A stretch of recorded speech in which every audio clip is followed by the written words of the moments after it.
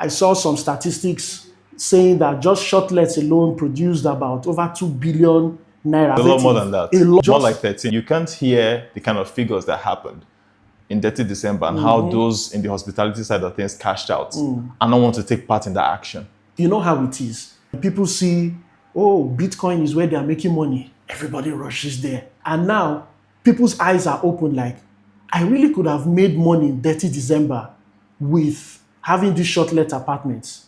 Real estate itself has outpaced oil and gas in terms of performance Yes. and its contribution to the GDP. More and more people are beginning to realize the opportunity with real estate as a store of value. Property prices in Nigeria are going through the roof, especially on the rent side. For people who are expecting prices to come down, I would say that will end in futility because I don't see that happening anytime soon. Last year, I saw a couple of buildings incorporating stations for electric vehicles. Okay. Maybe it might even be a better idea to put a gas charging station somewhere close by, because with the whole talk of converting your cars to CNG and all that. Technology is not necessarily any big thing. It's innovation. It is what can I do differently from other people. Yes. I mean, affordable housing. You hear that word used, it's thrown, very, very quickly. Yeah. I don't think that's what we should focus on, because houses are not affordable. I would say our mortgage system, is still very nascent. It's still emerging. So I really want us to really focus on the access itself to housing than the affordability itself, because materials aren't affordable. What you are just giving is free consultation. For developers, what do you see as the biggest challenges going into the new year? I'll give you an unusual answer. Integrity. I use the word integrity because of what happened last year and how, for us as a brand, the retail apartments were able to weather that. And why do I use the word integrity? Integrity is, if you say you're going to deliver something at a particular price, then don't go back to the person to ask for anything, Have it such that you have factored that from the beginning. You can't deliver a product without financing. Yeah. You have no business developing if you haven't sorted finances yet. We do not depend on our investors' funds to do our developments. We don't, of course, otherwise we'll be in trouble by now. We did everything apart from go back to the customer or go back to the subscriber to say, we need more money. We did everything apart from that.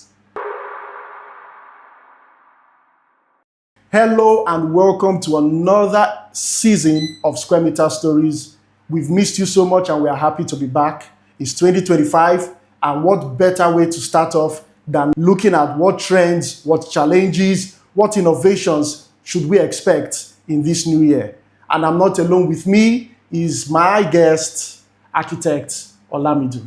It's a pleasure to be here. It's a new year, it's a new season of Square Meter Stories. I cannot wait for us to unpack all it is that we have for our listeners and our viewers. It looks to me like you didn't rest over the holidays. You were busy, you were working throughout. Well, there's always some work to be done. Projects have to be delivered, and we have our clients, who can't wait to move into their home. So it was a very, very busy December. Okay, so let's get right into it. 2025. Let's look at the trends. What did we see last year? Projecting into the new year, what can potential property owners look forward to? How do they position themselves? In December, we saw something that probably has never happened before. Dirty December. It was crazy. Lagos was booked. I saw some statistics saying that just short lets alone produced about over 2 billion naira. I believe I'm being very conservative. Very conservative. Very conservative. It's a lot more than that. A lot more than that. Yeah, more like 13. More like 13. Yeah. Just short let apartments alone. Now, what impact does that have on the property market going into 2025? Okay, so I'll call 2024 a year of, I'll call it calibration, as people try to adjust to the shock, that happened to the property market. Of course, we all know what happened last year. There was a lot of economic shift that caused prices to really spike, and we saw prices move very, very sharply. In many cases, over 100% of what they used to be. We saw cement rise from about 4,500 to north of about 10,000. We saw reinforcement move from about 500 per ton to about 1.5 million. So it was a lot of adjustment and calibration that had to happen last year. People had to, take a step back to see how they could take positions, and for a lot of people, properties went into default.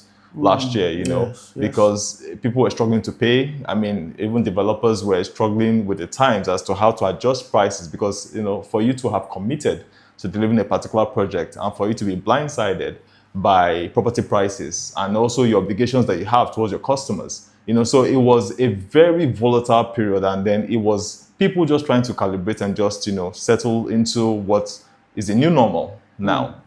Fortunately, we've seen prices kind of stabilize. I mean, it hasn't gone back to what it was. Yeah, I don't think it's definitely. going to go back anytime soon. No. But pretty much we know where the property space is. We know where pricing is. We know what, the real estate space kind of looks like. And what's very, very interesting before I talk about what to look forward to this year is that, did you know that when National Bureau of Statistics released their figures for Q3, or was it Q4 last year? I'm trying to remember if it's Q3 or Q4, is that, real estate itself has outpaced oil and gas. Yes.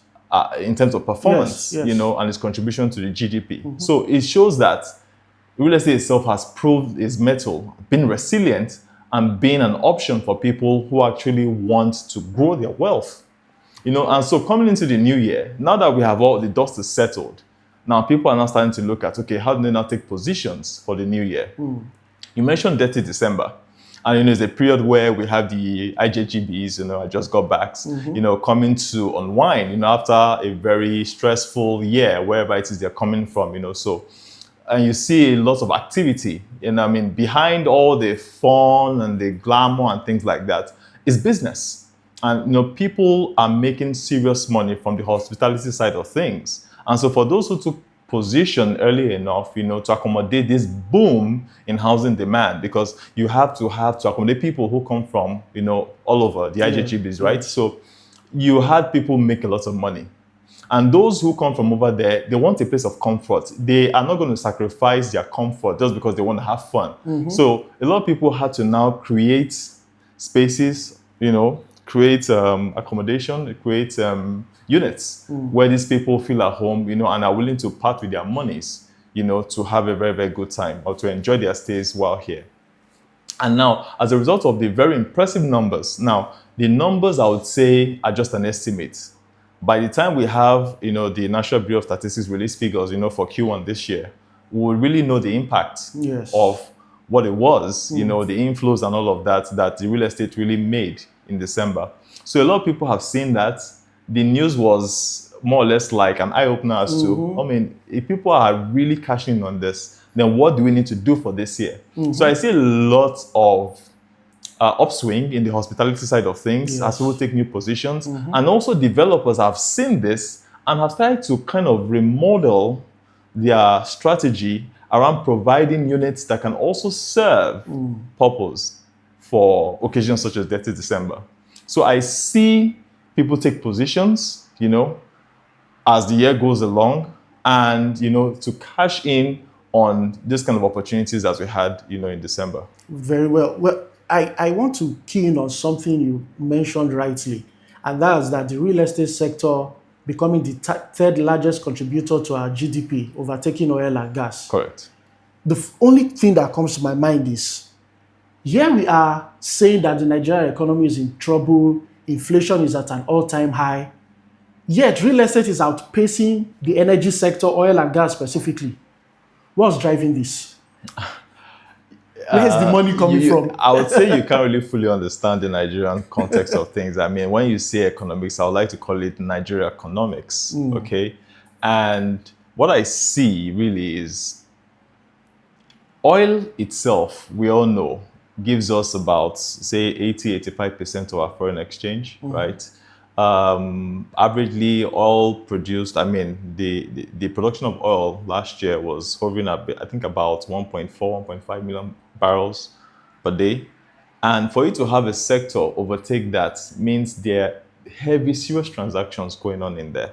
And again, this is fueled by a couple of things, in my opinion. First and foremost, you have to look at what happened in the economy, how prices rose. And a lot of people, suppliers and industries that support the real estate sector took advantage of that. If you saw cement prices rise from about 4,000 to about 9,000-10,000, you saw reinforcement rise, like I said earlier, from about 500,000 naira per ton to about 1.5. And the industry showed resilience through this All of economic that. strain to come back even stronger. So a lot of numbers came from those kind of transactions. Then people also seeing really that, I mean, there's a lot more information as to how real estate is. I mean, you can't hear the kind of figures that happened in 30 December and how those in the hospitality side of things cashed out and not want to take part in that action. So naturally, you would want to pull investments from wherever it is and sink it into real estate. So that's another thing driving it.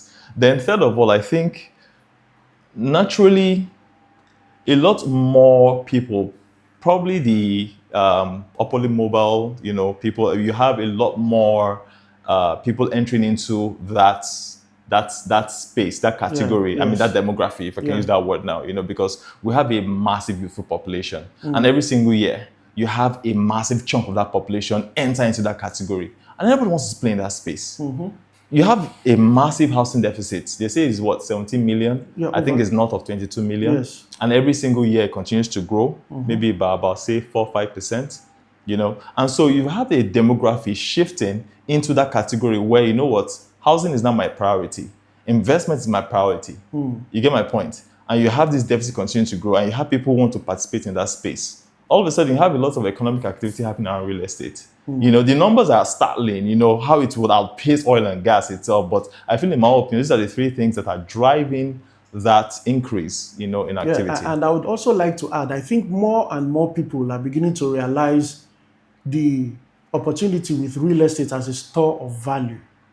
So with the naira depreciation that has been going on, people are seeking means to still maintain the value of their currency, of their money, of their hard work. And I talked to a lot of people, and I found out that they just seem to be buying up properties. They are not going to live in it, but they are just buying it You up. can't go wrong if you buy Yeah, it. because to You can never them, go wrong. naira appreciates, naira depreciates, their property is still there. It's a physical asset that they can always turn to at any time. Correct. So for me, I think aside from that, another thing I would also consider is the impact of the diaspora on the real estate sector in Nigeria.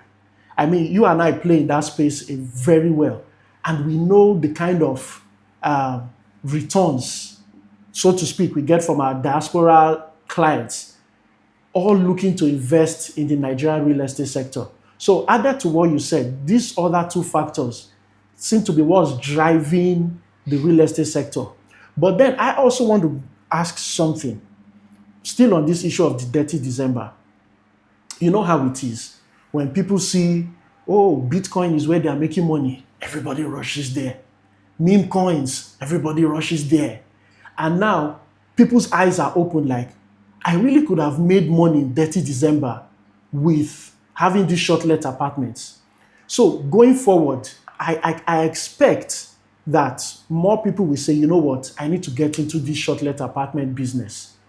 But looking into 2025, do you still, by any means, see maybe the same kind of impact we had December 2024, or maybe at even a greater level in 2025 to still accommodate more people coming to play in that short-let apartment space? Do you see the opportunity still there for 2025? You mentioned one thing, and that is there's a thing with trends, right? And perception of what is really hot.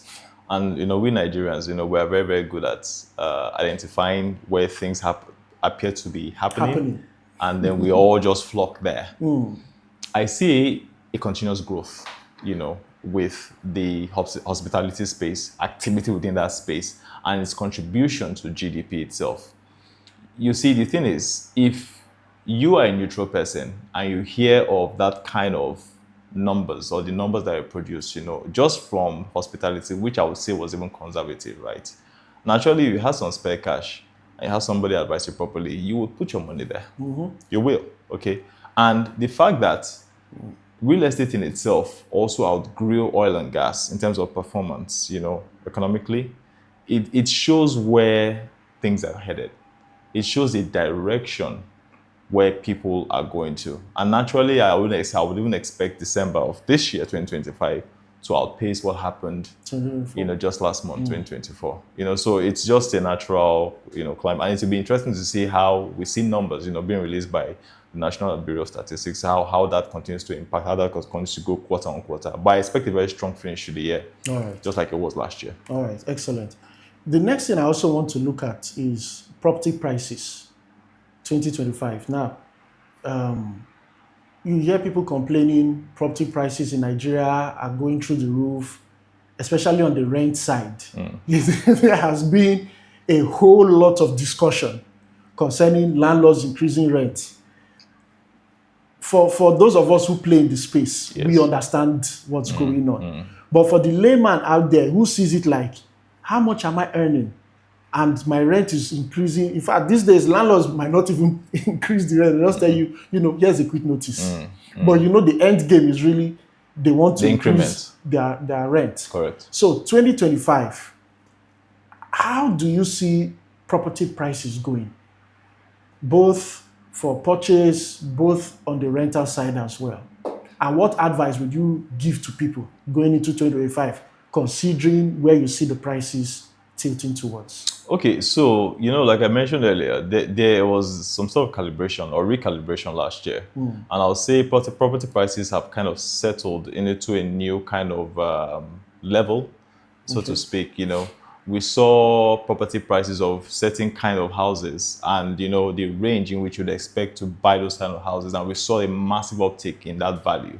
And like I said, because things have settled pretty much, I see this year, that prices, of course, will continue to grow, but it won't be as volatile as kind of sudden as it did last year, the kind of shocks that, was impacted upon the industry last year. So for people who are expecting prices to come down, I would say that will end in fertility, because I don't see that happening anytime soon. The economy is growing, itself, the industry is growing. And when you have growth in an industry, you do not expect prices to come down, particularly when there's still a shortfall in supply. So if you look at these things, the dynamics itself is in favor of a continuous growth. And I would even encourage people, who haven't started engaging, in investments, to look at it this year and say, this year, I must kind of participate one way or the other. Yeah. I mean, seek professional advice, do your DD, which is your due diligence, do all of that, but see ways in which you can now key into properties, because prices will continue to climb. And let me tell you this, I mentioned earlier on, I want to emphasize this particular point. Hospitality is a new thing. It's it's a darling of investors, because the opportunities to make very, very good money, particularly because you aren't just investing because you want people to live in there or to rent it, but that because of seasonality, there are periods when the property itself would appeal to certain demographics, right? There are certain demographics, and you'll be able to cash in on those opportunities. Hopefully, as the industry continues to grow, I see a trend. I was studying this and I said, overseas, you have what you call timeshare. Yes. And timeshare basically is when you have different people co-own a property. I mean, we see a kind of model of it being practiced, but not really in the sense that it can mature too. So timeshare is, we all come together. We may know each other, may not know each other, and we decide to own properties for different times in the year. And so for this period of the year, January 1st to 7th, I own the property. January 8th to 15th, you own the property. And then you could have about 52 people having fractional ownership in a particular property. And then they decide whatever it is that they need to do with that property for the week that they own it. And so where I see this model, the trends, as people take positions and they see innovative ways to make money, is to get very nice properties in very good locations that appeal to people from the diaspora, the IJGBs, at those periods when they come in, and then own properties for those hot periods and cash in on that. Right? And so for other times in the year too, I mean, shortlet is always going to be a thing. People need where to stay. And these are people who do not necessarily not own homes. They own homes, but they want to stay closer to places where they work. Yes. Or where they do their commerce, or where they do their businesses, right? So I see a bit of that model coming into the industry, where people co-own properties for different times of the year, and they now determine what they want to do with those properties at those times of the year. And to add to that as well, I mean, what you are just giving is free consultation. Honestly, it's free Well, consultation because in our climb, people seem to always have this mentality of going it alone. So the opportunities are there. yeah, You do not have the money to go in alone. Loans are expensive. very. Look into your friends, look into your church members, your community members. Okay, there's this property in XYZ location. I mean, do your proper research, do your due diligence, and it costs 250 million. I have 50. You bring 40, bring 30, and everybody pulls resources together. We own it. And you do your maths properly. At the end of the year, everybody is walking away with a sizable sum of money made that year based on your equity contribution. Correct. These are things that this year I think we're going to see more. I saw a number of people explore that last year. But I think with this boom from the dirty December, I foresee a lot of more people looking into co-owning spaces, co-owning properties, and using it for businesses and making money. So that is a trend that, in addition to what you said, the timeshare is also something that a lot more people are going to look into. And if you are not yet looking into it, please look into it. One more thing. I want to buy a property, for instance. I don't have so much money. What would be your advice to such a client? What areas should they look at? So let's look at properties that are, say, between the 40, 50 to probably 100, 120 mark, that you either want to live in it, you either want to rent it out, or use it for whatever purposes with proper consultation. Yeah. What areas, that budget range, what areas should they be looking at? Okay, so like I just said, you don't have to go at it alone. Okay, and I want to just kind of debunk the notion that you must own a house or own a unit. You can co-own it, so long as you drop a kind of agreement, between your co-investors, and then you identify a particular property as having potential. Yes. These days, properties would hover around and it depends on the area, that is. I mean, in Ishango Tedo axis towards Ibeju, you could have it around the 60, 70 to about 100 mark. And then as you go uptown, it goes up to 120, even these days, 300, 400. And then you get to Lekki Phase 1, and then you have the 900s, and so on and so forth. So if you come at a very low price point, there's a market. That's the thing about real estate. There's a market for everybody, So split across all these segments, of the market. You can actually key into a part where you can either own it if you have enough cash, or you can co-own with other people. So I would say, like I said earlier on, always seek professional advice. That's the first thing. I mean, no matter how good an offer is, please seek advice. I mean, do your due diligence, right? Because you cannot, having saved all of these monies, put it somewhere where you will lose it at the end of the day. And there are opportunities everywhere. I mean, a good number of developers are coming up with very interesting models. I mean, I saw one recently where, it's more or less like this whole hospitality thing where people would develop, and then they also would want to manage it for you, so that it continues to, generate income, so to speak. And so people realize that my buying a property is not necessarily because I want to live in it. At the same time, too, I don't want to hold this property as a store of value that is not returning anything to me. There's time value of money. I mean, in as much as real estate is a store of value, but you want that value to come back to you in some way, and if possible, as soon as it is that you make commitment towards that property, you want it to start to return something to you. So the model where the developer or the property owner itself, manages and then also helps you earn something so that it is actually earning money for you. And because we know that there's a market for it, there's a market for people who just want somewhere very cozy. They want everything taken care of. They don't want to even worry about services. Everything should be taken care of them. And there are people who are willing to pay for that. Yes. So those are the kind of places that people who want to invest should be looking at. Yeah. Interestingly, from what you said, I also came across somebody that's beginning that kind of a model. Okay. Here in Lagos. Actually, I think it's even in Aja Axis. Okay. So, like in Dubai, a developer comes up, he's building a hotel. He gives the opportunity to investors to buy a suite. So it's a suite in the hotel, but it's Yes. owned by an individual.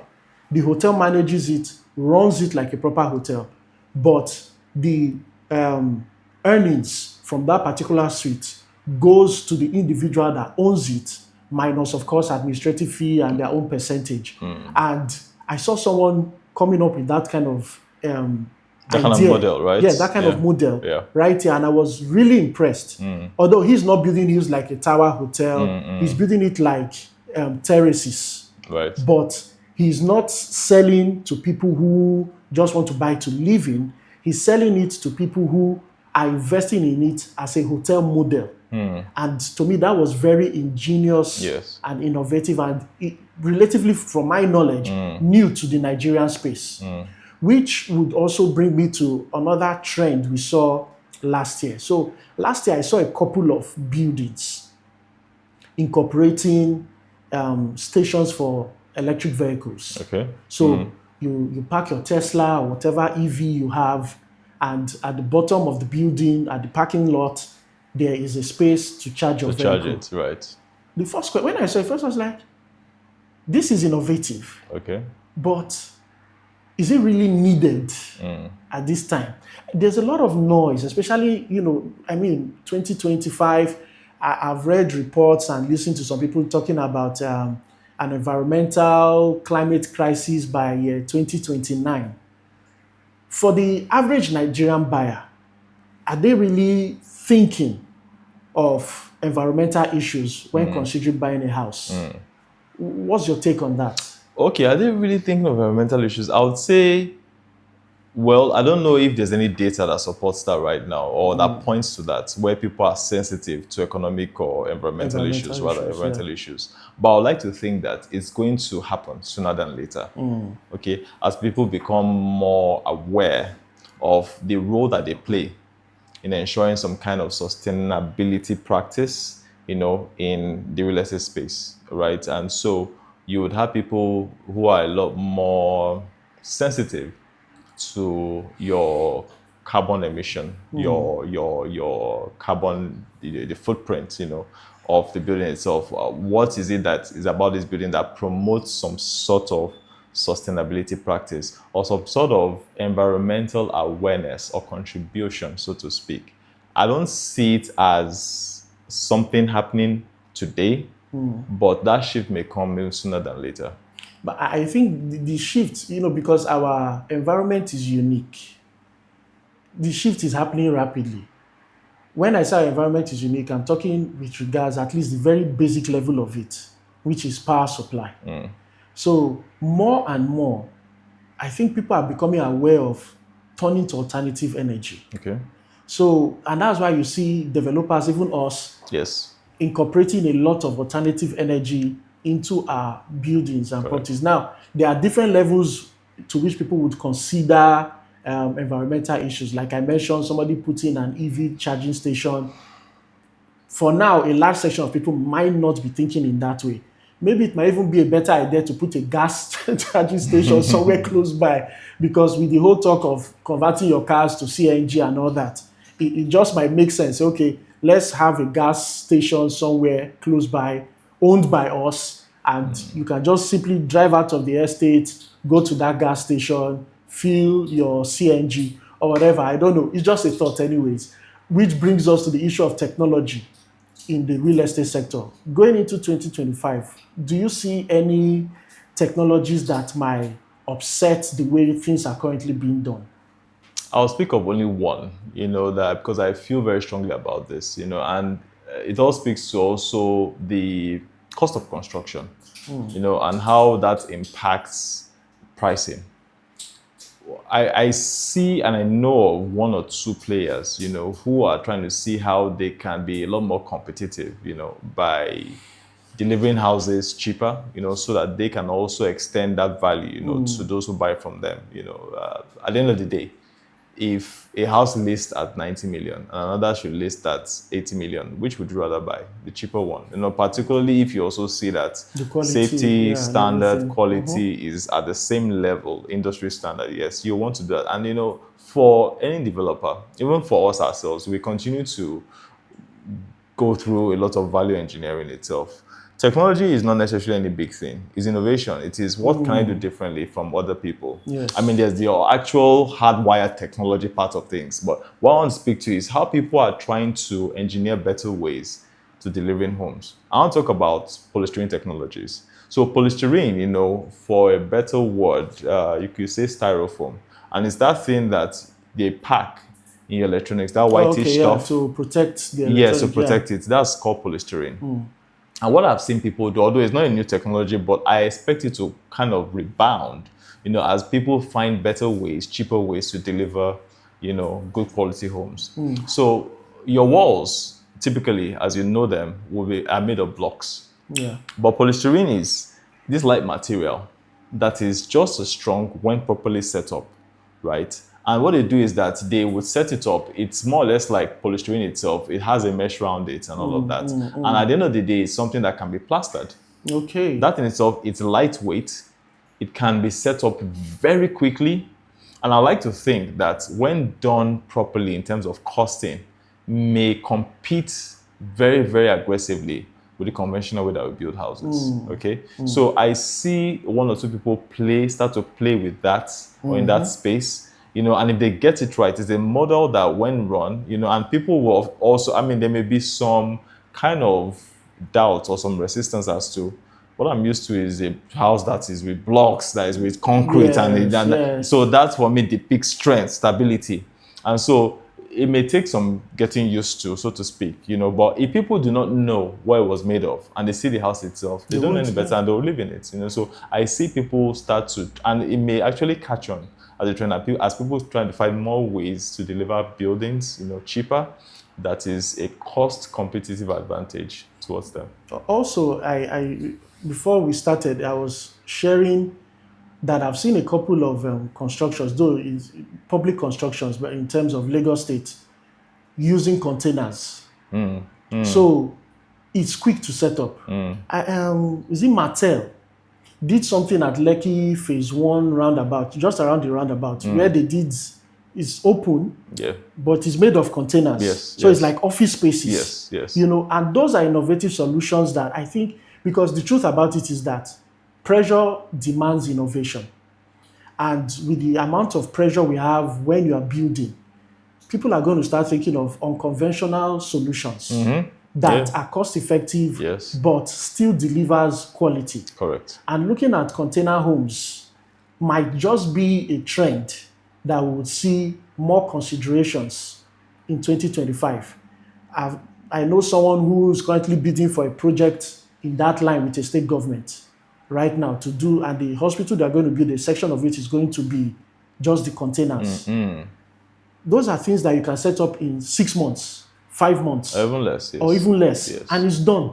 Yes. It's quick, it's affordable. So let's see, 2025 might just be the year where we see that kind of innovation becoming maybe a bit more stream or catching on to more people. Very much so. I believe Yeah. that. What? Let me just be whatever it is that is going to deliver that cost advantage to the developer itself.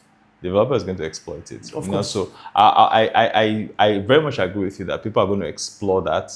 And then, I mean, if it works for them, it's a model that works for them. Obviously, I mean, and the thing is that it is not necessarily on the surface cheaper, but it's how you go at it itself, because there are things that you have to consider itself, sourcing the materials. And then you could also argue that The skills necessary to work on that, yeah. the infrastructure needed and all of those things. If you put all those things together and it delivers a cost advantage for you, why not? I mean, people are going to embrace it and it's going to be a new thing. All right, so which would also make me ask, there's been so much talk about affordable housing. Do you see 2025 as the year where we make, if not, maybe not solve it, but giant strides in providing affordable housing for people? Because really we have a very young demographic, and a lot of that demographic is moving into the years where they consider, if not buying, at least renting. Recently, I had someone looking for a 3 bedroom around Ikota, and her budget was fair enough, but she still hasn't been able to get anything. And I was like, what's happening? Before you would say, okay, people are moving houses. Now it's Yeah. like everybody's holding their own, like Yes. moving. Yes. And the trend, it seems that more landlords are considering, listen, I can make more money with short let apartments Absolutely. with less stress. Oh, yes. With less stress. Oh, yes. So that on its own is creating another level of accommodation crisis. In 2025, are there any solutions? I don't know if it's fair that you're asking that question. Are there any solution? Because if there was a solution, I mean, we'll be doing it already, right? Yes. Well, I want to speak to that word, affordable itself. It's very relative, and I hear that word used, it's thrown, very, very quickly. Yeah, affordable housing. I don't think that's what we should focus on, because houses are not affordable. I mean, let me be very honest about it. It's not something that you would put your hands in your pocket and say, here it is, I want this house. It's something that you plan for. What I think the shift has to be is the access itself to housing. So I like it, because there are different categories in housing. You have the mass housing, where you have low budget housing, so to speak, that will appeal to a certain side, of demography and things like that. But housing, materials, wherever it is that you're building, material prices aren't really what make the disparity in prices. I would say it's the land itself, and maybe the infrastructure that needs to be set up to make that particular place livable. Okay, but what I want to really focus on is the access itself. Do we have a very good mortgage system? I would say our mortgage system, is still very nascent. It's still emerging. And there's a lot of work that has to do. No doubt about it, the government is trying to do so much about it. Just very recently we heard that, that they had increased the threshold, from 15 to about 50 million. Yes. Which is what you could access, if you're a contributor to the housing fund itself, right? But how easily can people access this? Can people tap into this? Because when it is accessible, then it becomes affordable, so to speak. There's no reason why people should be trying to fork out maybe 80, 90 million before they get a home itself, or maybe by fractional ownership, try to fork out 20 million each, and then they all come together. But you see in more established or developed economies, with just as little as sometimes 5-10% equity down payment, you can own a home, and they can now spread it. But our mortgage system is yet to develop to that extent. So I really want us to really focus on the access itself to housing than the affordability itself, because naturally itself, materials aren't affordable, so to speak. So that's how I like to look at it. Okay. So let's look at investment opportunities. Say you want to come play in the market now, Yes. the real estate market now. One of our episodes, we discussed the various types of real estate Yes. that one could come with: yes. hospitality, residential, commercial, industrial. Correct.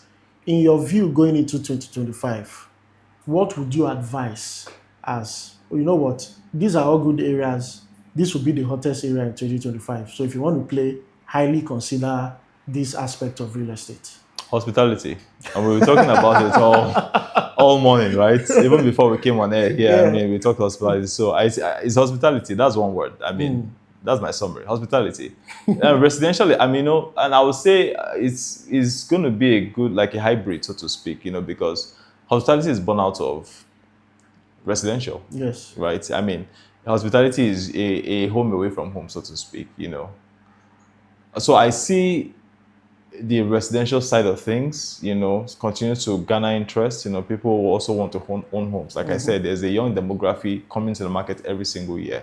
And these people are coming to the market with desires. They're coming to the market with goals, with objectives. And I must own my own home. I can start working towards it. And they're seeing their peers do the same. So if a guy of 30 or 31 is thinking about owning their own home and is owning a home, why not me, who is his friend? I can also aspire for that kind of a thing. So the residential side of things is going to continue to garner interest. And then the hospitality side, as people continue to find the right mix, right, as to if it's not a home, then how can it work as some sort of hospitality package, so to Resident speak, hybrid. residence, a hybrid, So I see that space, and of course, backed by the numbers. I mean, Yes. 30 December is what everybody's saying. I mean, it was a hot topic for like the first 1, 2, 3 weeks of the year, So I feel like that is an area that will continue to command attention, and that's where people should continue to look at what is hot is what you should invest in, and then probably when things continue to emerge, hopefully on these community stories, we can talk about it. But hospitality is my answer for you. Okay, no problem.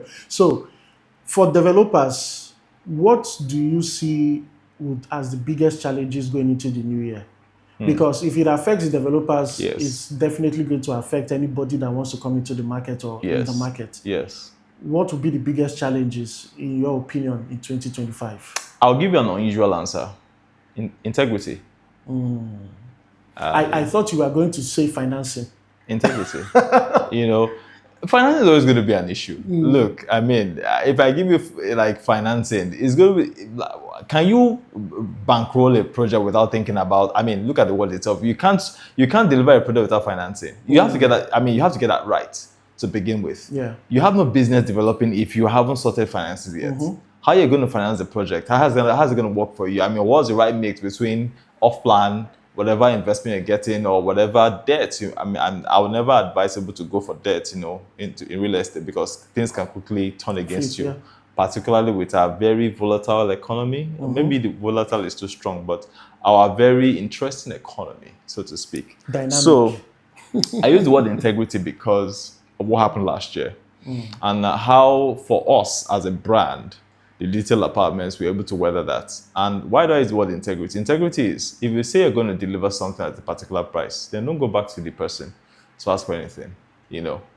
Have it such that you have factored that from the beginning, and that for me, and maybe this is part of what we do. Okay, I won't say it's no hidden strategy. I mean, you can do it too if you want to do it. It is, how do you source financing when you have committed to someone who wants a house at a particular price? We do not depend on our investors' funds to do our developments. We don't. I mean, of course, otherwise we'll be in trouble by now. If that was the case, we'll be in trouble right now. I mean, and by God's grace, our flagship project, right, which is, Clarion Terraces, is going to be delivered this year. People will start living in this 2025. And we are about, say, 80-85%, done with the project. And that's because we got that financing part right. But I'll say integrity because even when things started to move against the brand itself, we did other things, whole other things. And, there's also an episode where we talked about that, how we battled inflation. We did everything apart from go back to the customer or go back to the subscriber to say, we need more money. We did everything apart from that. Everything imaginable. Restructuring our financing, value engineering, cutting back on profits, which is not an exciting part I like to talk about. We took a hit on that. But integrity is the word, is that how can you go to the market and to people who already have built a level of trust, and how do you deliver on that trust? For us, that is very key. Integrity is so. In fact, I wish I could speak in capital letters. Integrity is what you have to, as a developer, be very mindful of playing in this space this year. All right, excellent. Final question, but I'm going to tie it to something. All right. And when I say we, I mean Nigeria, the beauty industry. We do not live as an island. We do not live in isolation. Very correct. For good or for bad, the world economy is tied to what happens in the United States of America. For good or for bad, like it or not, is the reality of things. We have a new president in the US. Oh, yes. President Donald Trump. Donald John Trump. John Trump. And I listened to his inauguration speech. So many things to unpack there, but one aspect that caught my attention was him saying America is getting back to drill, baby, drill. Oil. And in his first tenure, we know how that impacted the price of crude oil on the international market. America gets back to drilling, and I kind of have the feeling they are going to drill like crazy because they'll feel like, listen, we were stopped for 4 years. We have a lot of catching up to do. If America pumps the oil the way Trump is probably painting it like they are going to do, it's going to have impact on crude. Now, our budget, first and foremost, is earmarked against crude prices. Correct. It's benchmarked against crude prices. So if crude prices drop lower than our benchmark, that already spells problem.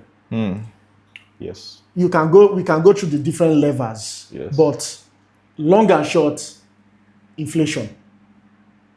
Long and short of it, if it is not properly managed, it affects inflation. And once inflation rises, it affects us in the beauty industry, it affects the cost of materials, affects every single thing. Now, let us project and say that is the case. What would be your advice to prospective investors and even to developers as well? What would be your advice going into 2025? And that would be my last question. Wow, okay. There's also a lot to unpack there. And it was quite sobering to hear the tangents, this went and as a question, because it's a chain of events, that will lead to that kind of an outcome, where you have prices rising again. And I hope that doesn't happen. But, I'm no economist, but hey, I mean, I look at economies, I look at economics in itself, and if prices tank per barrel, we're going to be in a massive deficit. We're already in a very massive deficit right now. I think it's about 13 trillion, and, the government is going to have to find ways to plug holes or to fill that gap, in its budget. And if the benchmark prices or the benchmark price isn't met, then we have a problem, a bigger problem. We have a bigger deficit. So the government would have to resort to finding new ways to plug that deficit. And what that means is that it may have to resort to borrowing more. Or printing. Well, there are several ways in which, when you have a deficit, the government can do several things. The austerity measures, you can print money, you can raise taxes or interest rates, sorry, not taxes, raise interests.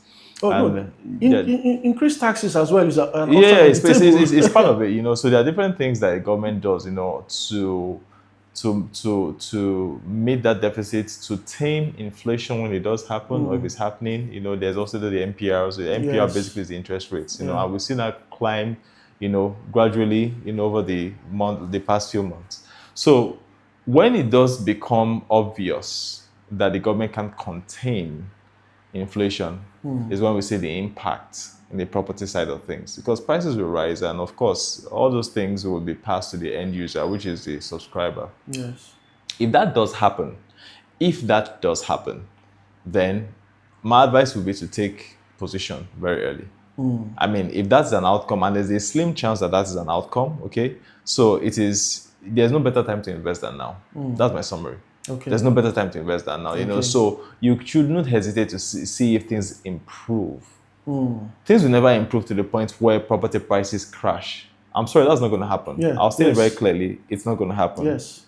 It's not going to happen. I'm talking, yes, you. It's not going to happen. But what you should do actually is to ensure that you take proper position today, right? And taking position today is looking at your finances and seeing how you could actually work towards that goal of owning that particular piece of real estate. Now, if what eventually happens is that we see inflation go up, then prices are going to go further up, putting a further strain, or probably even eliminating that particular desire that you have to own property. So the right thing to do is to take that decision today. Invest today. You can never go wrong. So you heard it here. Invest today. Don't wait.